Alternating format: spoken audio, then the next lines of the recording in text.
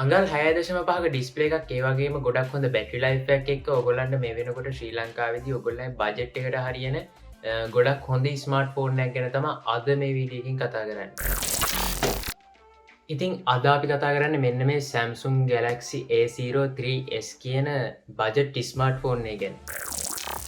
ඉතින් අද මේ වීඩියෝ එකකින් අපි කතා කරනවා මේකත් එක්ක අපිට පැකේජ් එකේ මුලින්ම හම්බ වෙන්නේ මොනවාද, ඒ වගේම මේකේ ඩිසයින් එක, බැටරි ලයිෆ් එක, ඒ වගේම performance, ඒ වගේම කැමරා, මේ හැම දෙයක් ගැන, මේ වගේම මගේ user experience සහ මගේ recommendation එක ගැන කතා කරනවා. ඉතින් වැඩි කතා නැතුව අපි යම් වීඩියෝ එකට. හරි යාළුවනේ, ඉතින් අපිට පැකේජ් එක මේ විදිහට තමයි බලා ගන්න පුළුවන් වෙන්නේ. ඉස්සරහා Samsung Galaxy A03s කියලා ඒ වගේම ෆෝන් එකේ ෆොටෝ එකක් දාලා තියෙනවා. අපි එහෙනම් මේක අන්බොක්ස් කරලා බලමු අපිට මේකත් එක්ක හම්බ වෙන්නේ මොනවද කියලා.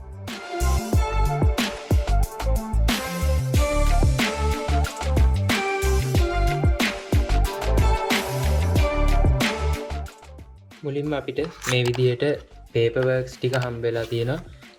මෙතන අපේ වොරන්ටි කාඩ් එක සහ ක්වික් ස්ටාර්ට් ගයිඩ් එක තියෙනවා. ඒ වගේම ඊට පස්සේ අපේ ස්මාර්ට්ෆෝන් එක මේ විදිහට හම්බ වෙලා තියෙනවා. ඉතින් මේක තමයි Samsung Galaxy A03s කියන ස්මාර්ට්ෆෝන් එක. අපි මේක දැනට පොඩ්ඩක් පැත්තකින් තියාගමු. ඉතින් මේ විදිහට අපේ charging adapter එක හම්බෙලා තියෙනවා.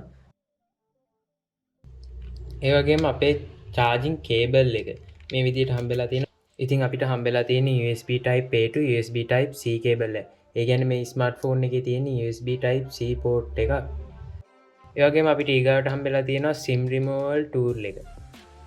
ඉතින් මේ ටික තමයි අපිට පැකේජින් එකේ බලා ගන්න පුළුවන් වෙන්නේ. ඉතින් ස්මාර්ට්ෆෝන් එක ගත්තාම මේ විදිහට අපිට සීල් එක රිමූව් කරගන්න පුළුවන්.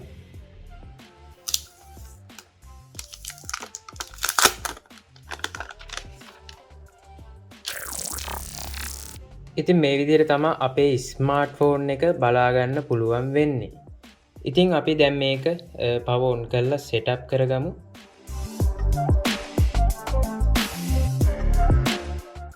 ඉතින් අපිට සුපුරුදු විදිහට Samsung ලගේ වෙල්කම් ස්ක්‍රීන් එක හම්බෙලා තියෙනවා. ඉතින් මම මේ ටික ටග් ගාලා setup කරගන්නම්.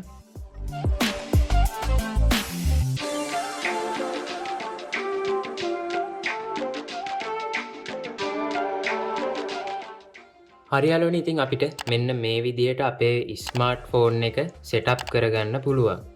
ඉතින් අපි ඊගාවට කතා කරමු මේ ස්මාර්ට්ෆෝන් එකේ ඩිසයින් එක ගැන. හරි යාළුවනේ, අපි දැන් මේකේ ඩිසයින් එක ගැන කතා කරමු. ඉතින් අපිට මේකේ හම්බෙලා තියෙන්නේ ප්ලාස්ටික් බෑග් එකක්. ඉතින් මේක අපිට ලස්සන බ්ලූ කලර් එකකින් තමයි බලා ගන්න පුළුවන් වෙන්නේ. ඉතින් අද මම මිලදී අරගෙන තියෙන්නේ මේකේ බ්ලූ කලර් කියන version එක. ඉතින් මේකේ මේ කලර් එක ලස්සනට බලා ගන්න පුළුවන්. ටිකක් glossy matte finish එකක් තමයි අපිට මේකේ බෑග් එකේ හම්බෙලා තියෙන්නේ. ඒ වගේම මෙතන අපිට කැමරා setup එක බලා ගන්න පුළුවන්. ඉතින් අපි ඉස්සරහදී කතා කරමු මේකේ කැමරා setup එක ගැන. ඉතින් මේ ෆෝන් එකේ දකුණු අත පැත්තට ආවම අපිට මේකේ volume rocker සහ power button එකත් එක්ක අපිට හම්බෙලා තියෙන fingerprint එක බලා ගන්න පුළුවන්. ඒ වගේම අපිට මේකේ වම් පැත්තට ආවම මේකේ SIM tray එක බලා ගන්න පුළුවන්. ඒ වගේම අපිට මේ ෆෝන් එකේදී micro SD එකක් සහ nano SIM card දෙකක් එකපාර use කරන්න පුළුවන්. ඉතින් මේකේ අප්සයිඩ් එකට ආවහම මේකේ මේන් noise cancelling microphone එක බලා ගන්න පුළුවන්. ඒ වගේම මේකේ යටපැත්තට ආවහම අපිට secondary microphone එක, ඒ වගේම 3.5mm headphone jack එක, ඒ වගේම අපිට මේකේ USB type C charging port එක, ඒ වගේම main speaker එක බලා ගන්න පුළුවන්. හරි යාළුවනේ, ඉතින් අපි ඊගාවට මේ ස්මාර්ට්ෆෝන් එකේ ස්පෙක් ගැන කතා කරමු. ඉතින් අපි මුලින්ම මේකේ පොෆර්මන්ස් ගැන කතා කරමු. ඉතින් මේකේ අපිට හම්බෙලා තියෙන මීඩියාටෙක් හීලියෝ P35 කියන චිප්සෙට් එක. ඉතින් මේක ගොඩම්ම බජට් කැටගරීකට එන චිප්සෙට්ටයක්. ඉතින් ඔයාලට කිසි අවුලක් නැතුව Play Store එකේ තියෙන ගොඩක් apps use කරන්න පුළුවන්. ඒ වගේම මේ ෆෝන් එකේ රන් වෙන්නේ Android 11 මත බේස් වෙච්ච One UI 3.1. ඉතින් මේ ෆෝන් එකේ OS එක ගැන කතා කරොත් මේ වෙනකොට අපිට ලැබිලා තියෙන ලේටස්ට්ම අප්ඩේටස් ටික මේ ෆෝන් එකේ බලා ගන්න පුළුවන්. ඉතින් අපි දැන් මේ ස්මාර්ට්ෆෝන් එකේ ඩිස්ප්ලේ එක ගැන කතා කරමු. ඉතින් අපිට මේ ස්මාර්ට්ෆෝන් එක බලා ගන්න පුළුවන් වෙන්නේ අඟල් 6.5ක 720ට 1600 කියන රෙසලූෂන් එකේ තියෙන ඩිස්ප්ලේ එකක්.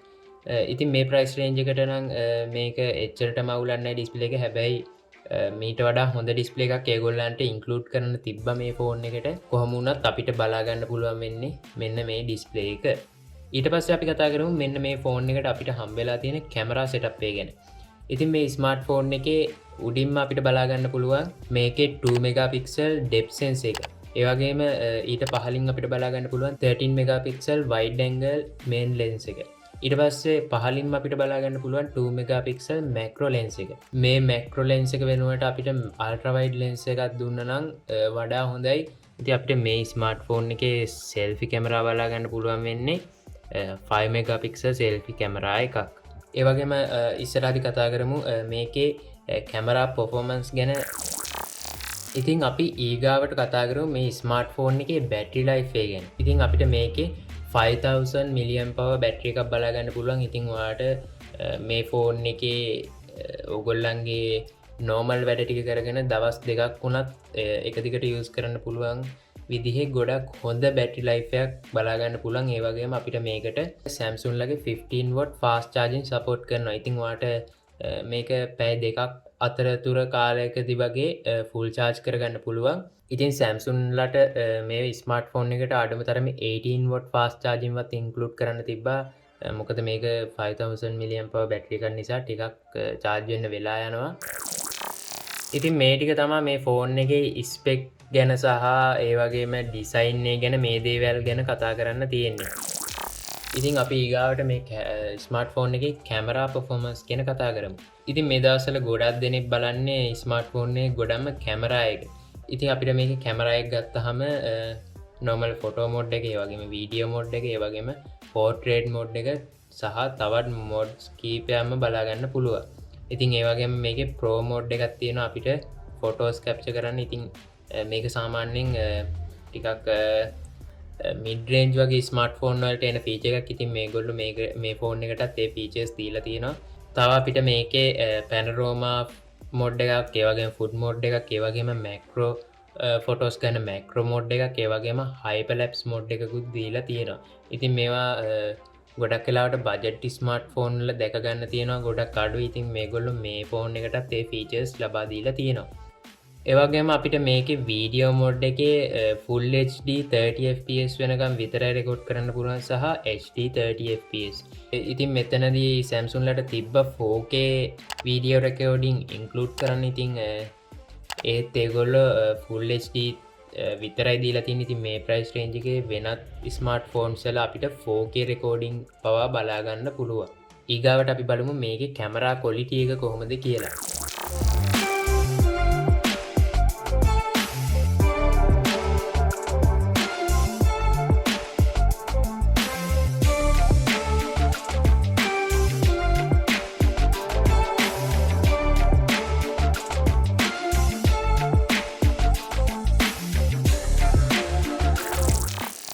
හරි යාළුවනේ, ඉතින් ඔයගොල්ලන්ට මේ විදිහට තමයි කැමරා කම්පැරිසන් එක බලා ගන්න පුළුවන් වෙන්නේ. ඉතින් ඔයගොල්ලන්ට මේකේ කැමරා ක්වොලිටි එක ගැන අයිඩියා එකක් ගන්න පුළුවන්.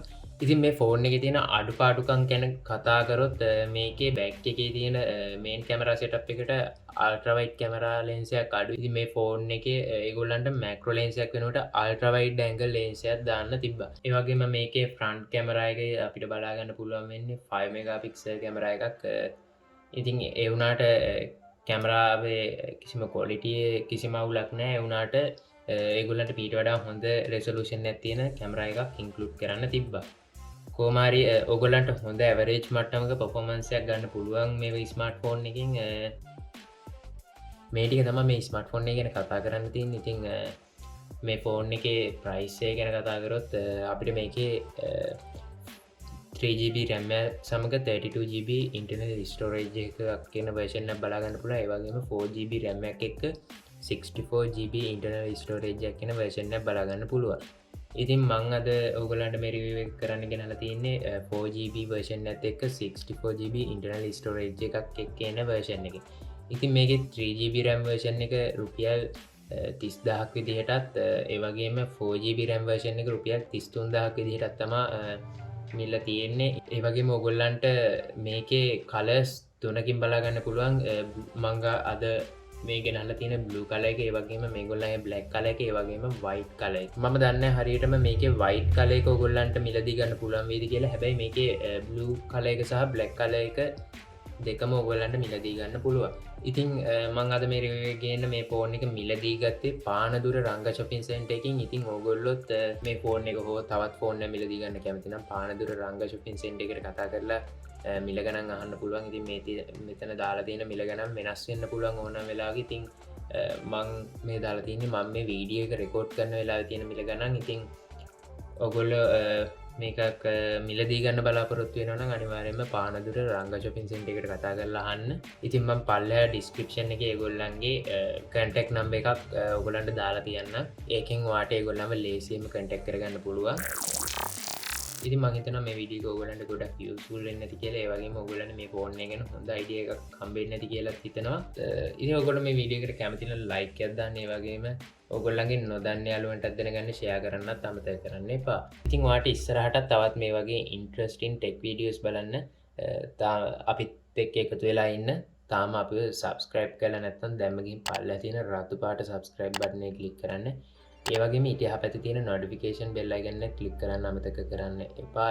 එතකොට ඕගොල්ලන්ට අපි අලුතින් දාන වීඩියෝස් වල notification එකක් ඕගොල්ලෝ ගාවටම ගෙන්න ගන්න පුළුවන්. හරි යාළුවනේ, එහෙනම් අපි ඊළඟ වීඩියෝ එකෙන් හම්බෙමු.